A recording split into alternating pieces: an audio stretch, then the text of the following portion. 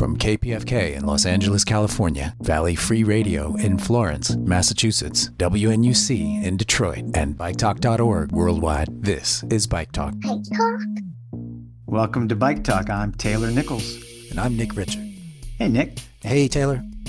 Last week, we gave the results of our listener survey, which was really nice. It was really great to get all the feedback. Great comments. And I wish people would put them in the Apple Music review. And the Spotify, right? Yeah. That actually brings me to what I was going to say.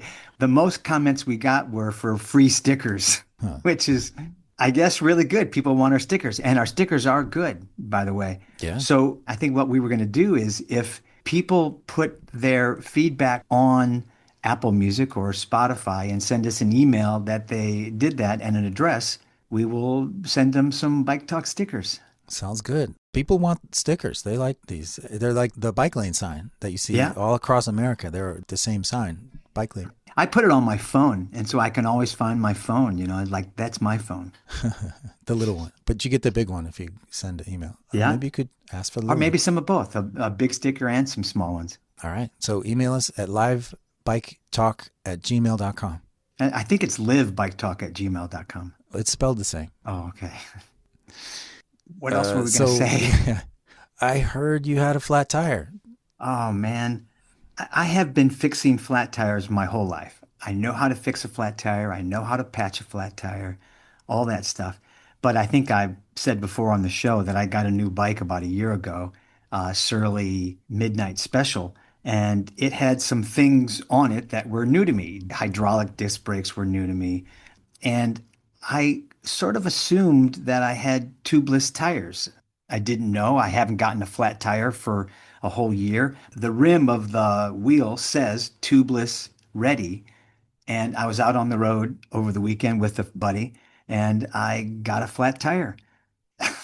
So we're going to have Jim Cadenhead on. He's here now to talk me through this because Nick, when I got home, I spent about an hour on YouTube looking at videos about how to do this, and none of them answered exactly what I needed. I had trouble taking the wheel off. And again, I'm a decent mechanic, but I didn't know what a thru-axle was. Do you know what a thru-axle is?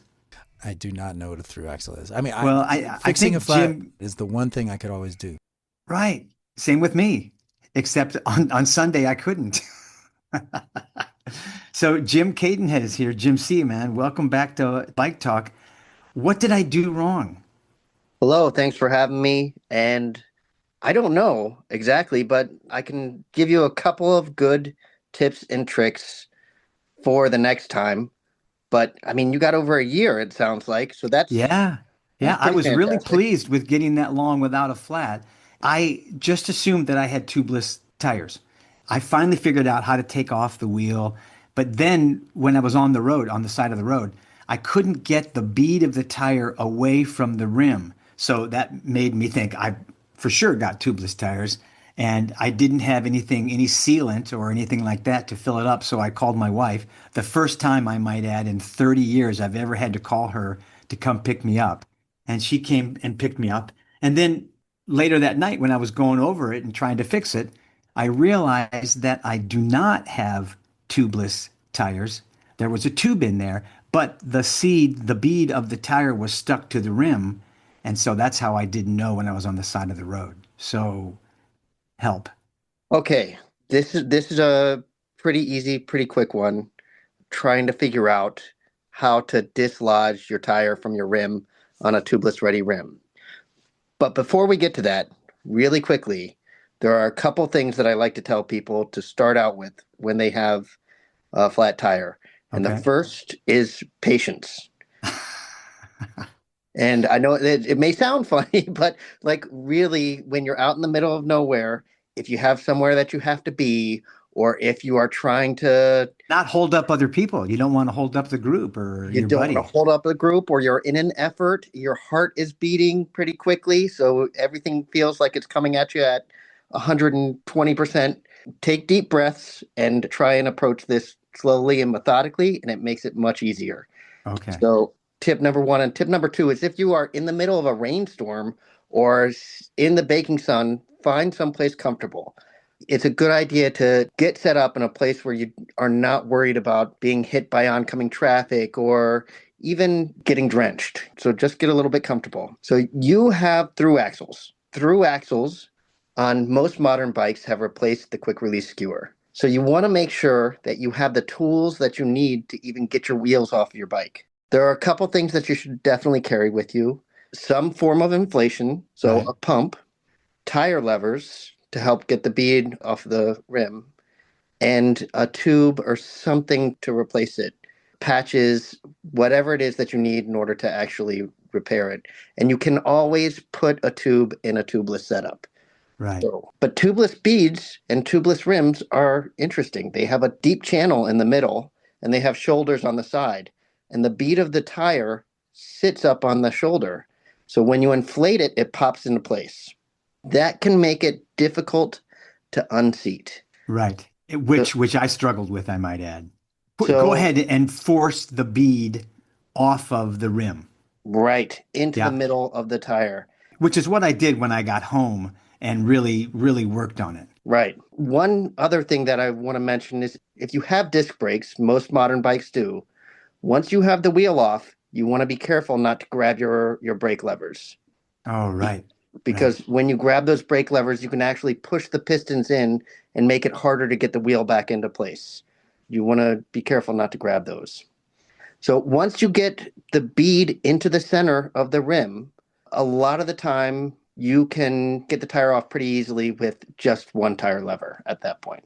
Yeah. I often tell people it's a good idea, if you do have a tube in there, before you separate everything, to inflate the tube a little bit with the tire and the tube still in place and figure out where the air is coming from so that way you can remove any obstacle that is stuck in your tire before you put a new tube in.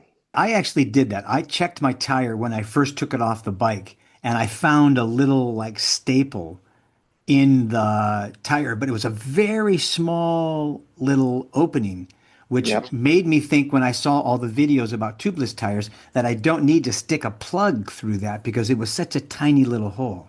You probably would not if it was tubeless. The trick is if it's been a year since you got the bike and you haven't refreshed the tubeless sealant and you have a tubeless setup, there's a chance that all of your sealant is dry.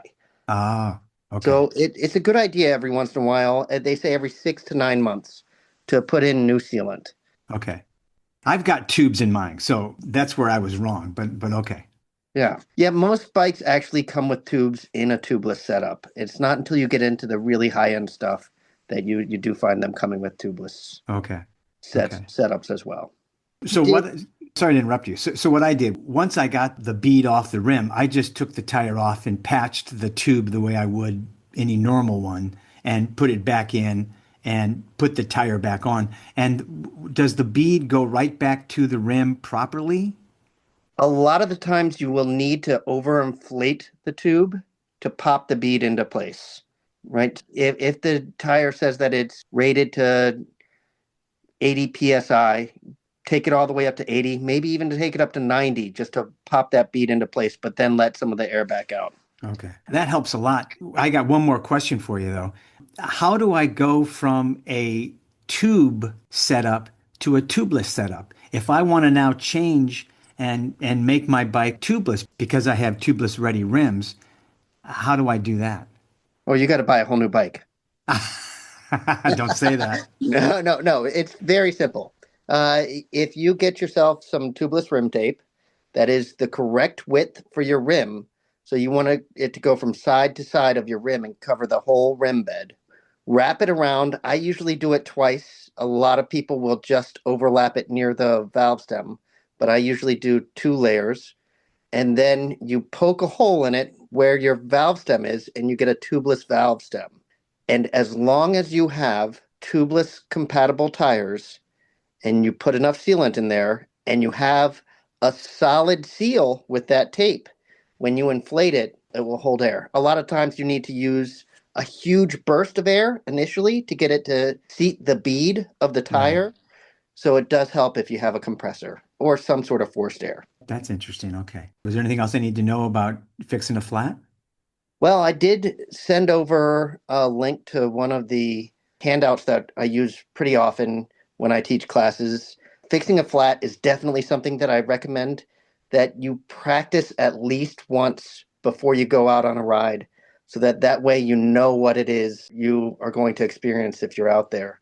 Everybody has the ability to do this, and it definitely should be something that you have in your wheelhouse, just so that way you never get caught out having to eat humble pie when your wife is giving you a ride back home. Exactly, and call your wife for a ride. We'll put it up on the show notes at biketalk.org. Shout outs to Sally Carson for that. She's done some incredible comics, freelance artists out of San Francisco. All right, Great. Cool. Well, Jim, I wish you were on the road with me on Sunday, but thanks very much for meeting us today. Sounds good. Thanks a lot, guys. Thank you.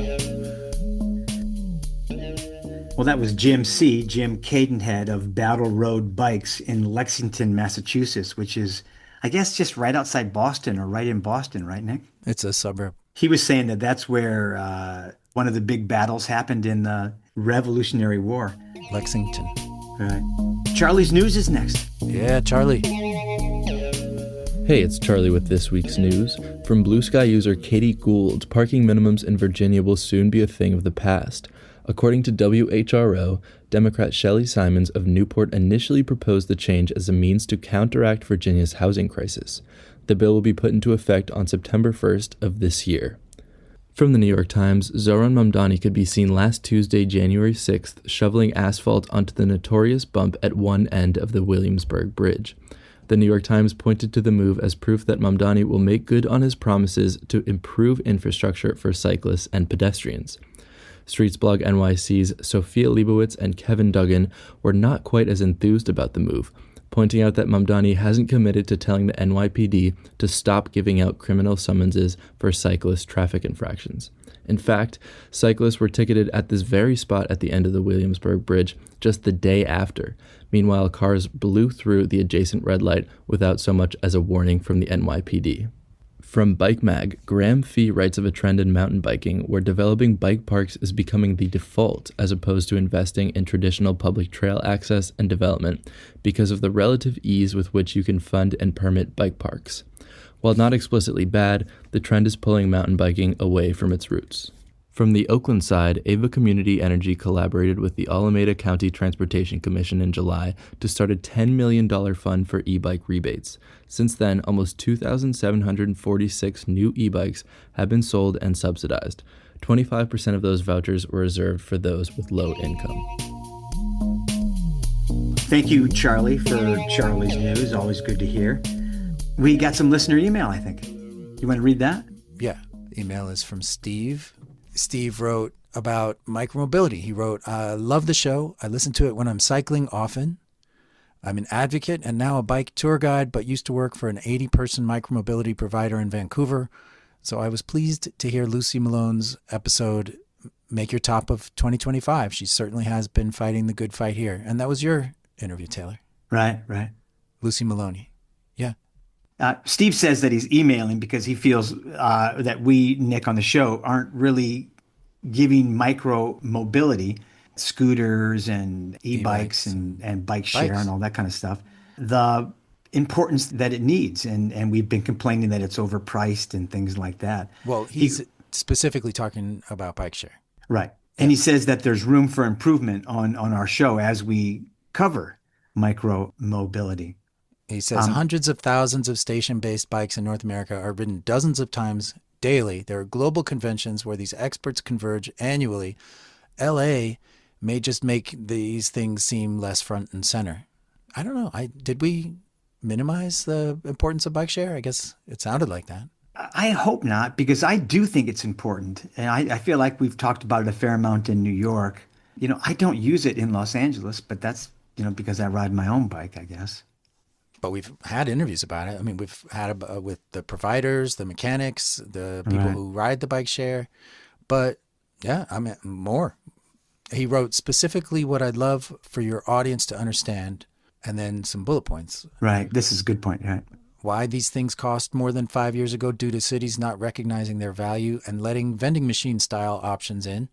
Okay, I'm not sure what vending machine style options are. Do you? Do you know what that means?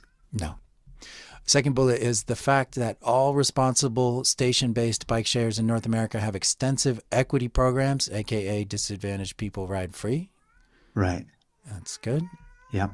And why bike share and other last mile solutions need to be under the budgets and management of transit authorities for best results. Now, that's something that we have talked about, and I, of course, agree with. And I think a lot of the people that we've had on also agree that bike share has to be subsidized. Our highways are subsidized. Our, cars are subsidized. So we should also subsidize bike share. Yeah, and he ends the email, saying, shared micromobility sadly is being eroded and feels as if it peaked about 3 or 4 years ago as an up-and-coming transportation for cities. This is for the wrong reasons, not a trend. I think it would be a great topic for your show. Well, we will keep on this. And like you said, we're talking about it a little bit today with the New York panel, but we will keep on it, mainly bike share. And as promised, we did an interview with 4 New Yorkers about Mamdani's first week. Zohran Mamdani, mayor of New York City, had his inauguration in a subway station with his DOT commissioner. And so it looks like transportation is important. He's a cyclist. And here are a panel of New Yorkers. I'm Carl Mahaney. I direct Streetopia Upper West Side for Open Plans. And I live in the Upper West Side, Morningside Heights neighborhood of New York City. I'm Sophia Lebowitz. I'm a reporter with Streetsblog NYC, and I live in Williamsburg in Brooklyn. I'm Miser from the People's Republic of Astoria, and not sure I really have a title, but I run the Micromobility NYC community. I'm Shabazz Stuart. I'm the founder and CEO of Oonee, and I live in Flatbush, Brooklyn. Is the question, how was Mamdani's first week as it relates to bicycle issues? Well, there's a expression, how the day is going to be by the dawn. Can you tell by Mamdani's first week what it's going to be like? I'll tell you what I'm excited about. I'm excited that for the first time, we have a mayor who actually believes in cycling. Historically, we've had mayors who either gave the lip service or were dragged along kicking and screaming, or gradually were pulled there by their DOT commissioner. I mean, our best mayor on cycling, Mayor Bloomberg, was evangelicalized by his DOT commissioner. But this time we have a mayor who you can tell when he fixed the bump on the Williamsburg Bridge bike path, personally understood quite literally the pain points on being a cyclist. As a person who's a millennial, who believes in government, who believes in ambition, I just think it opens up a ton of possibilities for the future. And his DOT commissioner, Mike Flynn, I think who we all know, is a true believer. He's one of us. He's someone who, if you go to fundraisers, if you go to talks, he's there and he's doing the work. And so to have that person be in charge of DOT and being in alignment with the mayor who's asking on a regular basis, he says, not communist cyclists, is really a revelation. What will be interesting is how Mamdani navigates what is expected to be a $5 billion budget deficit coming up in FY27. There are a lot of capital commitments that the mayor has expressed interest in, namely free buses.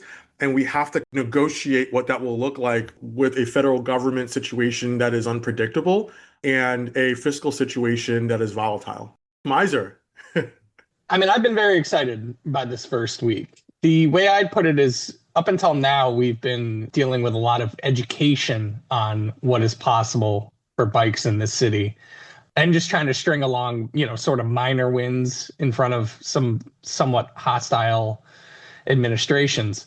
I hope, and I think it certainly looks like we're entering an execution phase where we have a friendly administration in office. And Zohran's making all the moves to hint and suggest that that's true as well. I mean, one of his first things he did was go out to McGinnis Boulevard and very publicly state that we're going to be correcting a lot of these travesties of the Adams administration where bike lanes were delayed or destroyed, or, they took bribes to cancel bike lanes, stuff like that. So I hope we're in a phase where we're going to be executing on all this stuff. And his new DOT commissioner has also stated pretty publicly that it's not just about these one-off little projects, as important as they are symbolically, but it's about scaling this stuff up across the entire city. So This is a very exciting time, I think, not only for New York, the bike world, but anybody that cares about urbanism and good policy anywhere in the world, because frankly, all eyes are on New York anyway. But they're especially all on New York now that we have a Beatlesque rock star mayor who's rolling this stuff out. This is very good for all of us in any city that care about this stuff. Sophia, do you have any thoughts? We've seen a first week filled with symbols that the mayor is going to take street safety seriously and street design seriously. We joked in the Streetsblog newsroom that we could not remember the last time the City Hall mayor's public schedule mattered to Streetsblog issues, because I can't remember a single time in my time working for Streetsblog where Eric Adams would show up to a DOT press conference.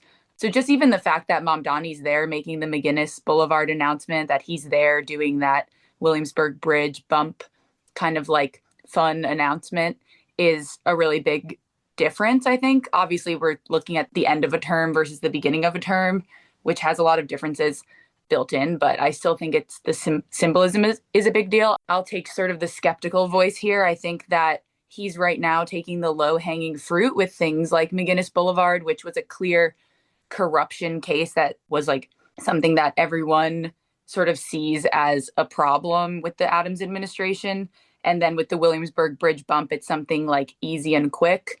Will we see him reach for that fruit higher in the tree? Will we see him, tell Commissioner Tisch to stop having cops write criminal summonses to cyclists? Will we see him stand up to the Hasidic community about Bedford Avenue? Will we see him do things that are a little more politically difficult? That remains to be seen, but I think that these symbols at the beginning are a good sign. Carl. I completely agree with everything everyone just said. It's a super exciting time, unprecedented since I got into this work. So I'm really curious to sort of see what it means for my work. I think it's really going to change the way we do organizing and advocacy.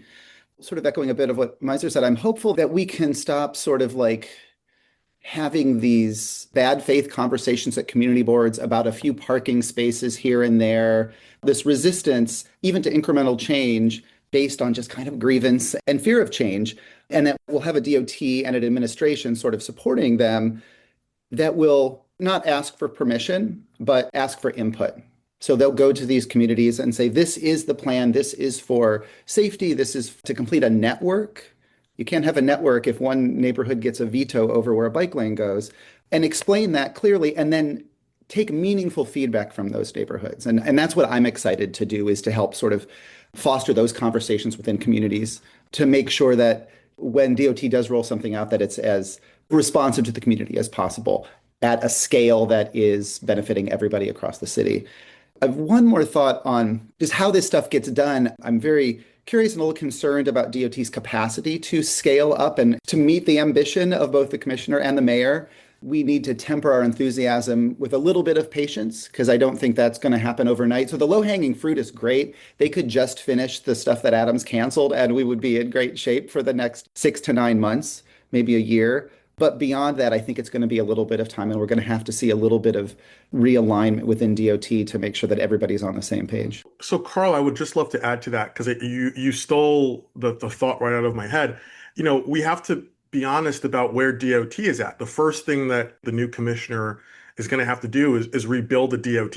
They've been under a direct hiring freeze since 2023. That expired in 2024, but they were under a 2-for-1. For every new hire you had to come in, you had to have 2 people leave. And so the result was sort of a massive brain drain. For anyone who's worked with DOT and observed the agency over the years, DOT has just been gutted of top talent. And so Mike's first big responsibility is going to reattract a lot of that talent back to DOT. For the first time, also, we have a mayor whose direct political base aligns with micromobility and cycling. Mayor Adams had a disincentive, famously, to be the bike mayor because his political base was broadly skeptical of bike infrastructure.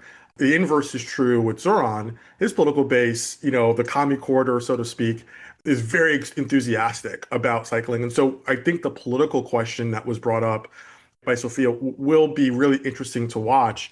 I do think what's interesting also is the relationship between the city council speaker and the mayor. The city council speaker is kind of insert herself a little bit as maybe a check. And especially as we negotiate this budget, a lot of the ambitious items that we're going to see from the mayor are going to require budget support and legislative support from the city council. And it will be interesting to watch how that relationship develops over time.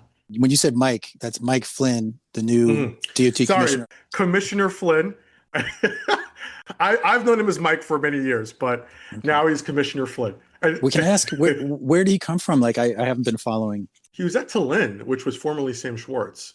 He's been there for a while. Then he was at DOT before that. He's just everywhere, at events, at openings. Sam Schwartz and then T.Y. Lin, they have a hand in so many projects across the city. So many of us have had occasion to work with Commissioner Flynn, over the years, and I think find him to be extremely knowledgeable, extremely generous with his time and expertise. And anecdotally, speaking with people inside of DOT at the staff level, they're very excited, at least the ones I've spoken to. I think they think this is a great choice and will allow them to sort of realize the ambition that they've had to sort of keep on hold for the last administration. Well, just the fact that you're on a first name basis with Mike Flynn, I think says a lot about how that might mean doors and windows are open into his office. Yeah, I think also in regards to what Shabazz said about the city council speaker, Julie Menon, who's a council member from the Upper East Side, she has made a lot of declarations that she's going to be a speaker that takes into account the entire city and every community. We'll really have to see her put her money where her mouth is on that, because I think her constituency, it is a transit-rich area where people definitely walk and take transit to get around and bike. But I think that there's been a lot of anti-e-bike sentiment coming from that neighborhood specifically throughout the years. And, she has been in the middle of these fights where they have like a grassroots community group that's very anti-e-bike called the E-Vehicle Safety Alliance, that sort of has an outsized impact on council policy, which we saw a lot in 2024. So she sort of toes the line on those issues a lot. And hopefully as speaker, she'll be more able to be thinking with the whole city and the whole transportation network in mind, because she is a practical person and does understand the need for safe infrastructure for everyone who gets around. So I think that maybe since it's her last term and she's now the speaker, she'll be a little more free to engage with those issues from a citywide perspective, but we'll really have to see on that. I do think it'll be interesting to see how DOT approaches City Bike, which is at this crossroads. One thing I hope to see is a repeal of this sort of silly 15 mile an hour speed limit that was imposed in rather bad faith. And frankly, in face of vehement opposition. Sophia, I'm sure you've heard this in the background, but DOT was vehemently opposed to this. But a 15 mile an hour speed limit on city bike and e-city bikes, I don't know, but that's what I've heard behind the scenes. I mean, Mamdani has said that he's going to keep it. He's been asked about it repeatedly. I think he has said he's going to keep it. We'll see. I think also people are very concerned. Mamdani ran on this free buses proposal, and I think transit costs are something that are concerning to New Yorkers right now. City Bike's price went up. The price of a swipe, not a swipe anymore, a tap, just went up. Obviously, we have some misinformation going around where people are saying, oh my God, it's Mamdani's first week and he already raised the fare to $3, which we all know is not the case. This was planned in advance and it comes from the state level. But I think he's dealing with optics on that front.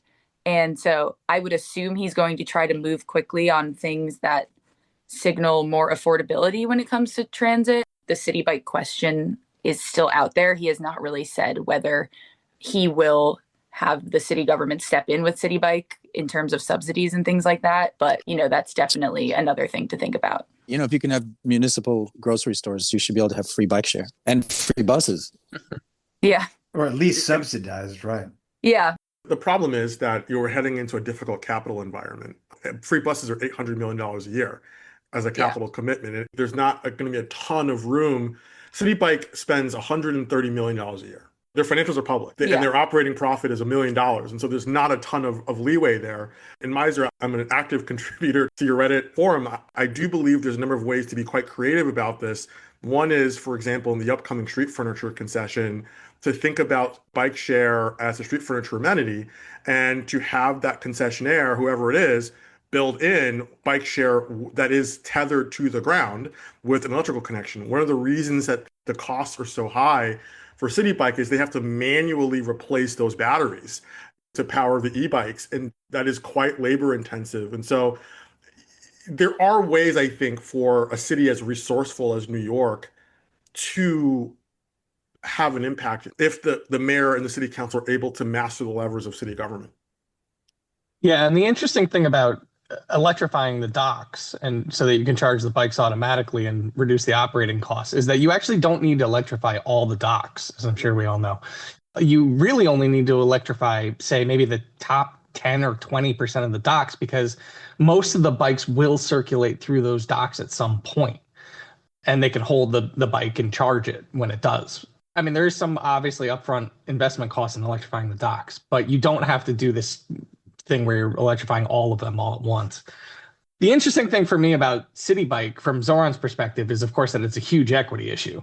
It aligns perfectly with his two main policy goals, which are transportation being more affordable and equity for people that have been on the margins of this sort of stuff. So it is a pretty obvious win if he's interested in subsidizing it or expanding the program or any of these ideas.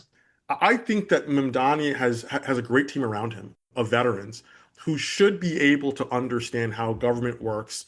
And he's proven, I think, quite deft at picking talent around him. So I'm hopeful that he's able to implement solutions that don't always have obvious pathways.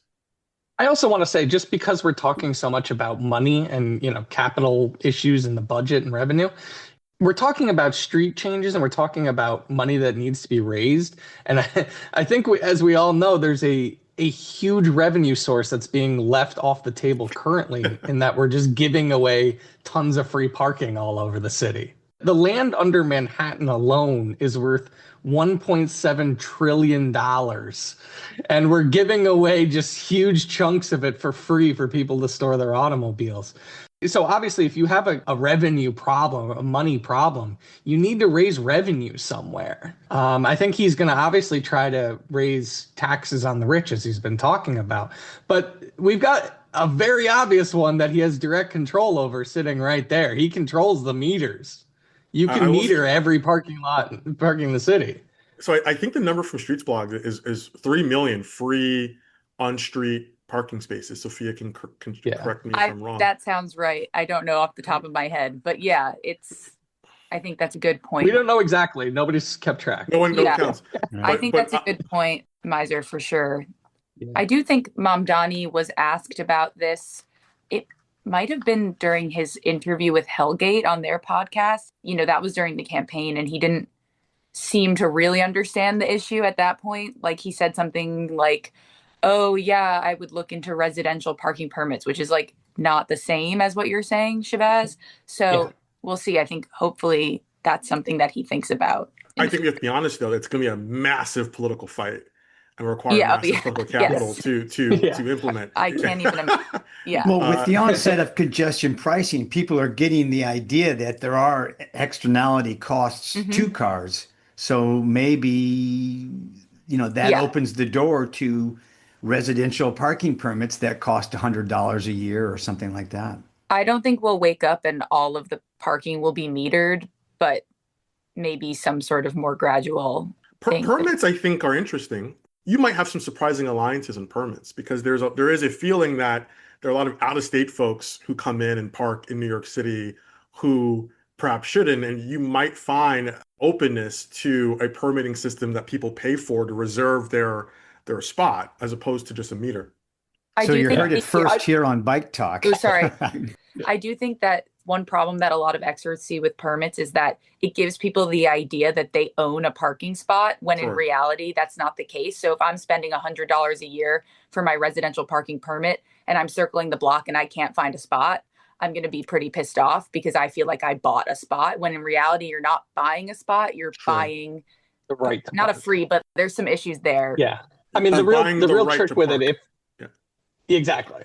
You're buying the right to park, the ability to park at all. Right. But, the real trick with parking permits is it's got to be a lot higher than $100 a year. It's got to be near market rate, and it's got to have automatic end term. Like you get it for a year and then you got to reapply next year. Right. And we adjust the rates to be somewhere near market rate. In Los Angeles, it's $32 a year to park on your street that has parking times. I guess Los Angeles is a bigger, wider city than New York, but I think you're right, Miser. Since we're talking about curb space, I would love to see the mayor and the city council take another look at outdoor dining. Ideally, there would be alignment on the fee structure between outdoor dining and occupied curb space. So $100 a month, that's what you're going to pay for occupying a curb space for your car as well. In the previous administration, we effectively neutered outdoor dining. The new system has been a disaster for restaurants. There is an opportunity to revisit that in a way that I think is productive. And there are a couple of bills, I think, being introduced at City Council. Lincoln Ressler, I think, is in the process of introducing one, if he hasn't already. And Speaker Menon has suggested that she is supportive of changing the program to make it more robust and sort of correct some of the flaws.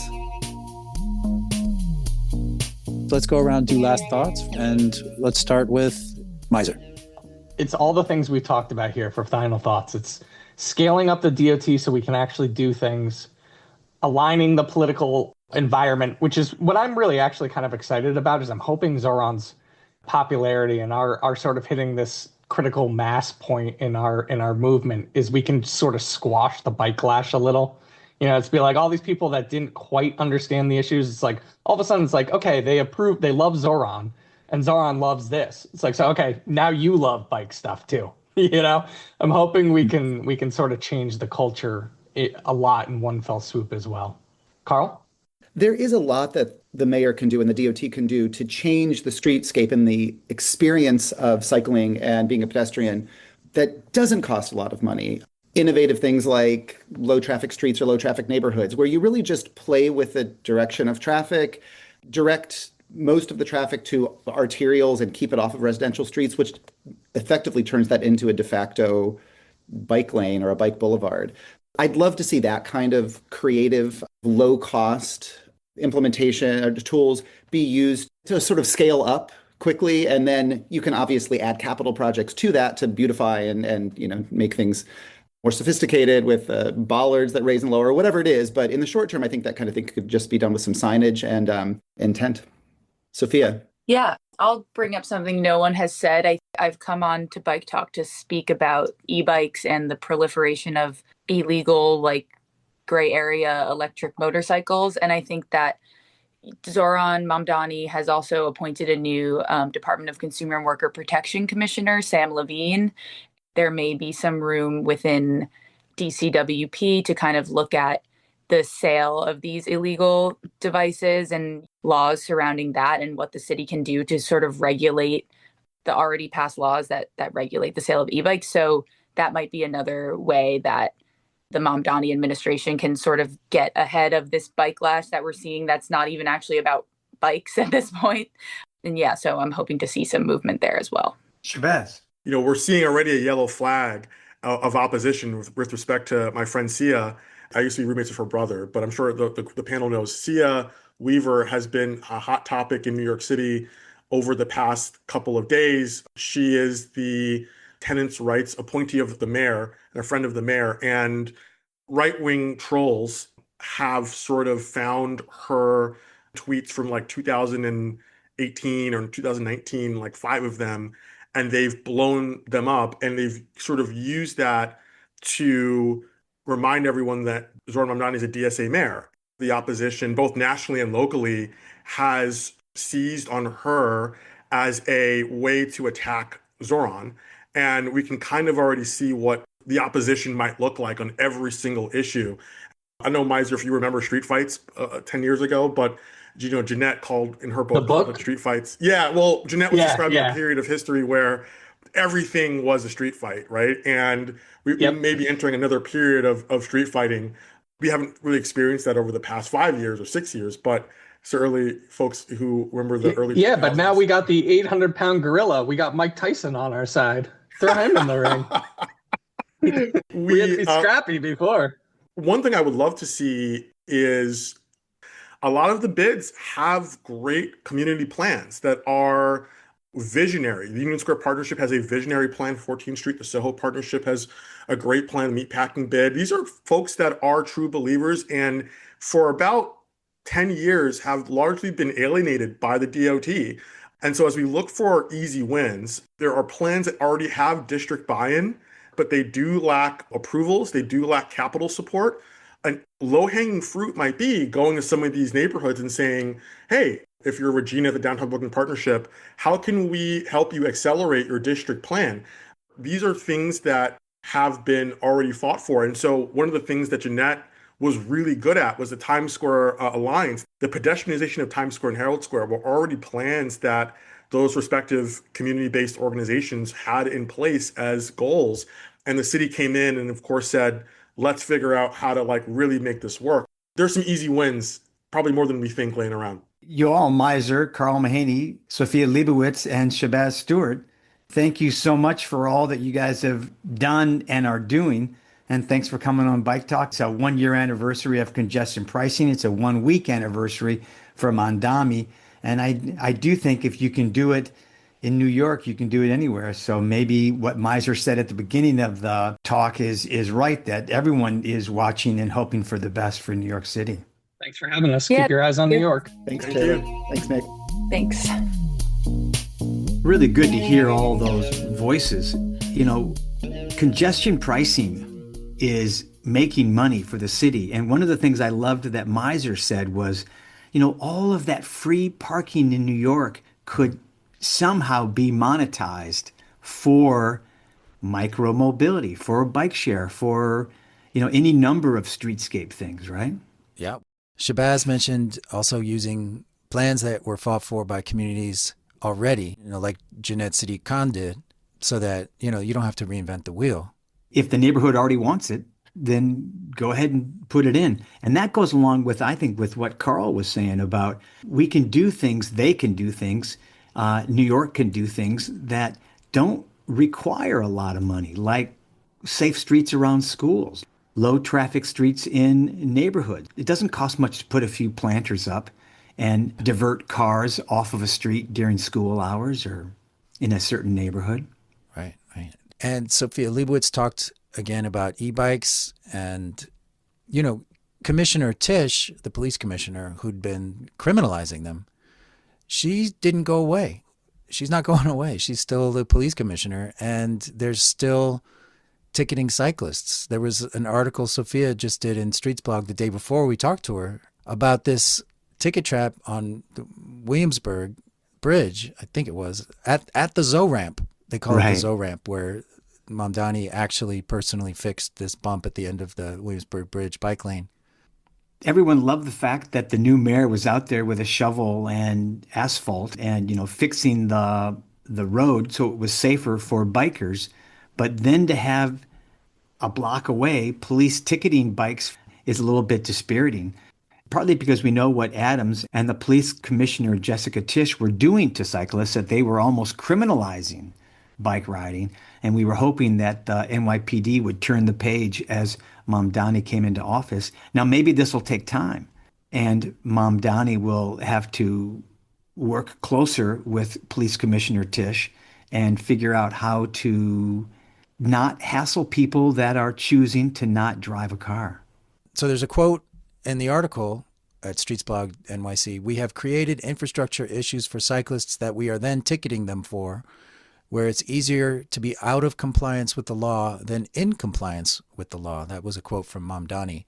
And the article said, Police Commissioner Jessica Tisch apparently did not get that memo, given that enforcement against cyclists continued. Tisch, a holdover from the Adams administration, altered NYPD policy last year to have cops give cyclists criminal summonses for minor traffic violations instead of standard traffic tickets. Well, hopefully the mayor will talk to the commissioner and solve this. Yeah, I guess he has to convince her, or I don't know. Or threaten her. I don't know how that works. That's politics, right? Well, that is politics, and you're totally right. I don't think you can threaten someone like that. And I was really only joking, anyways. But I think he has to figure out how to get her on his side to see bikes as a solution, not as a problem. So that's an article we'll put on biketalk.org by Streetsblog NYC, Sophia Lebowitz, who has been on our show a few times talking about the problem of the illegal e-bikes.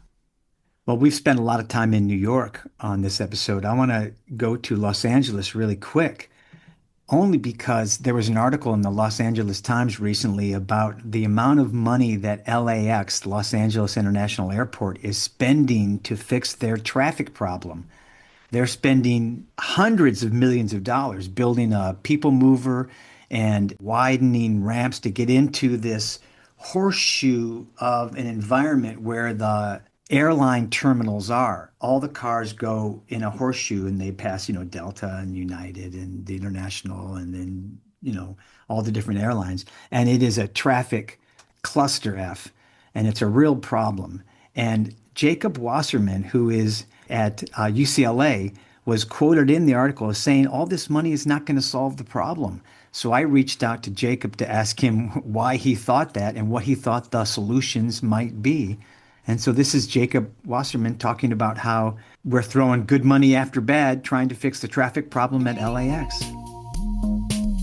Jacob Wasserman is a research program manager in the UCLA Transportation Studies, and he's joining us here today to talk a little bit about not only traffic at LAX, but traffic in Los Angeles and traffic in general.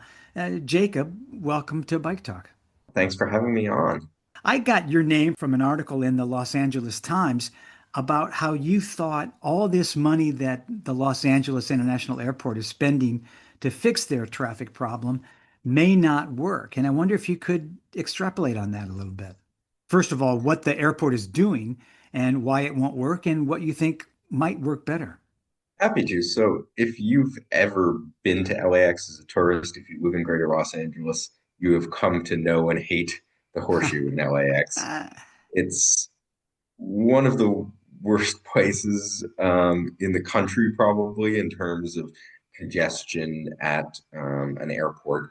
A lot of the reason is because you have this single loop. It's two-level. It's called the horseshoe or the loop, serving incredibly large.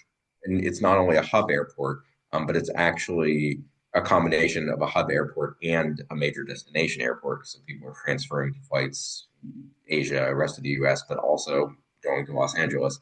And all that traffic has to get in and out of the airport. And then you add on the people who work there. And so the LAX horseshoe has been an issue for years.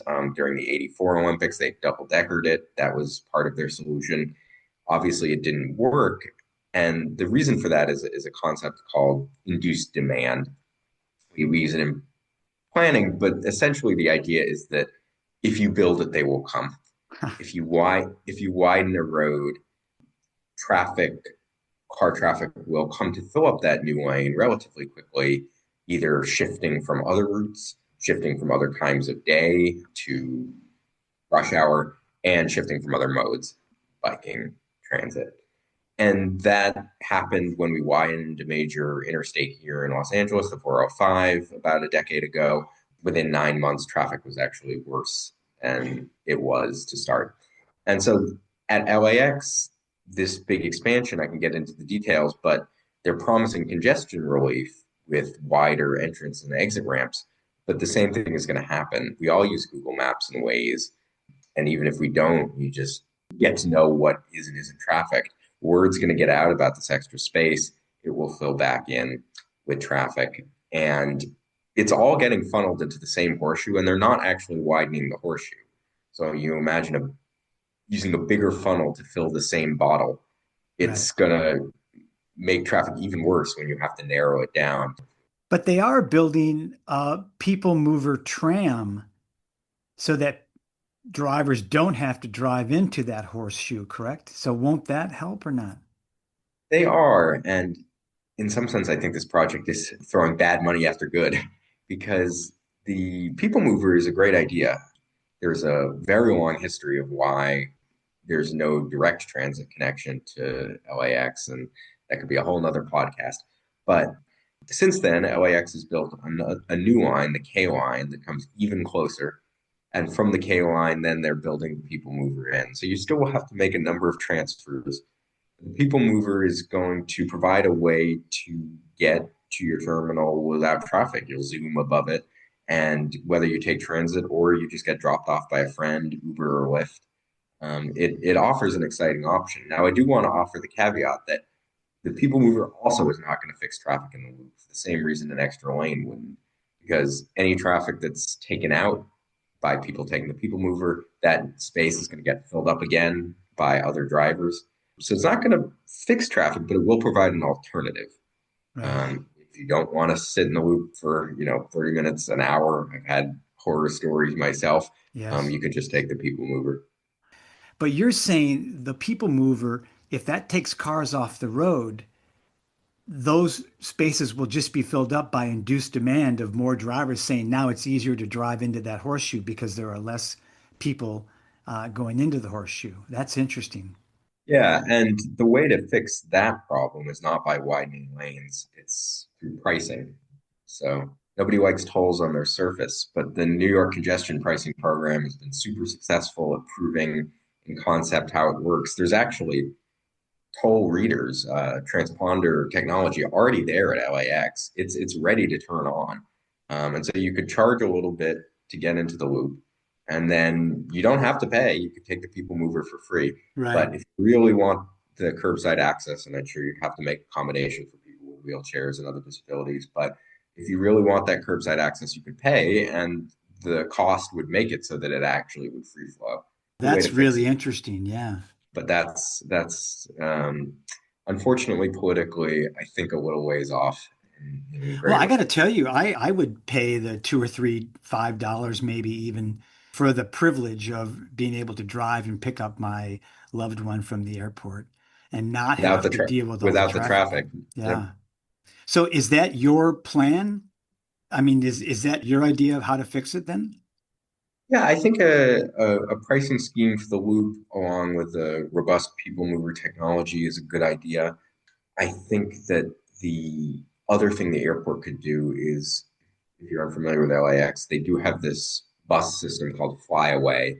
It's kind of separate from Metro, which is the local buses, and it takes you directly from LAX to various destinations around Greater LA.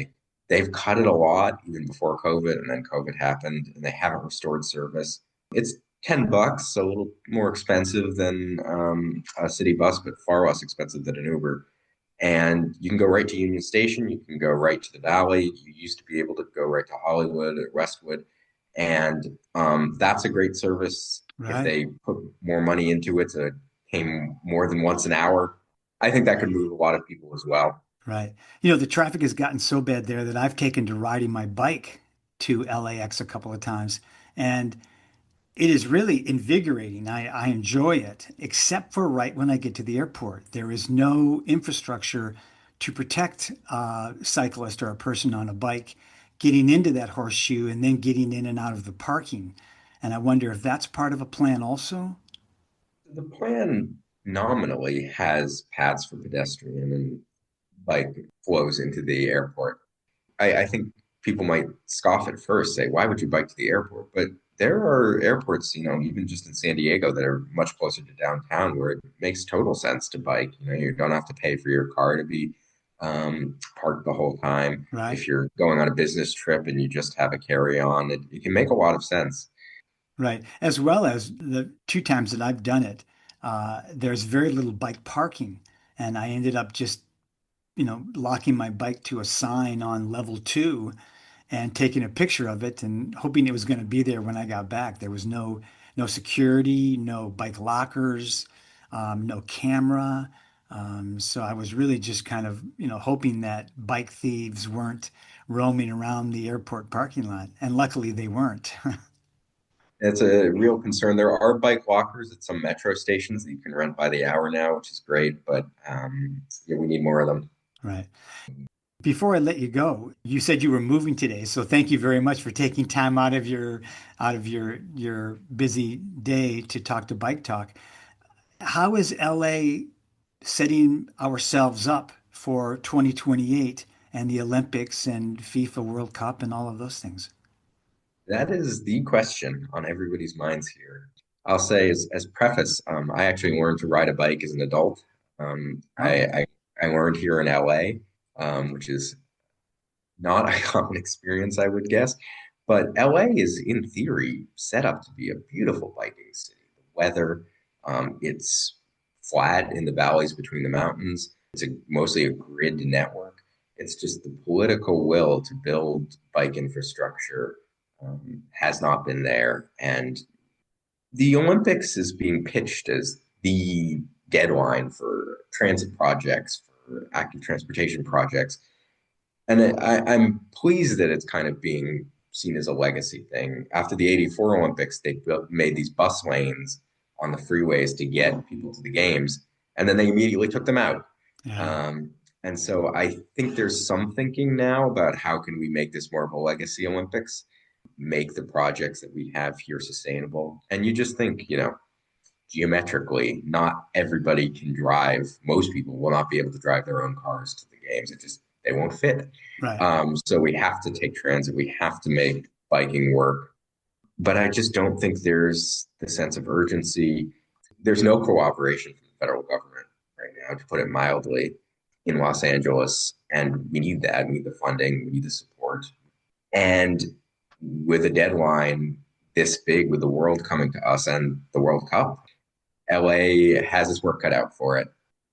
Well, hopefully the powers that be will listen to people like you and the other people at UCLA.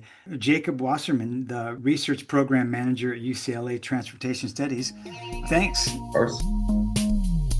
That was Jacob Wasserman talking about how to fix the problem at LAX. And, next week, Nick, we have Emily Badger on, who talks about congestion pricing in New York and how it has actually worked out well. So maybe that's an answer there for LAX as well. Good show. Yeah. We want to thank our guest, Jim Cadenhead, today. He was helping me fix my flat tire. And we also want to thank the panel of 4 from New York. Miser, Shabazz Stuart, Sophia Lebowitz, and Carl Mahaney. And of course, we always want to thank our regulars, Julie Richard, Josh Hagland, Lindsay Sturman, Stacy Randecker, Amy Ziering, Kevin Burton, and Charlie Lighthizer. Yes. Thanks, Taylor. Ride safe. This episode of Bike Talk is sponsored by the law offices of Pocras and De Los Reyes, with offices in Los Angeles and Bakersfield and serving all of Southern California. Bike Talk is a project of CRSP and the Los Angeles Eco-Village Institute. And that was Bike Talk. If you have a story, a tip, or a topic, head over to biketalk.org and send us a message. Talk again next week. Out of my way, I wanna ride my bike today. Keep me fit, get me there. I won't go stinking up the air. Leave behind a daily grind. Let your mind unwind. If it's life, pretend to life. Better get yourself a bike.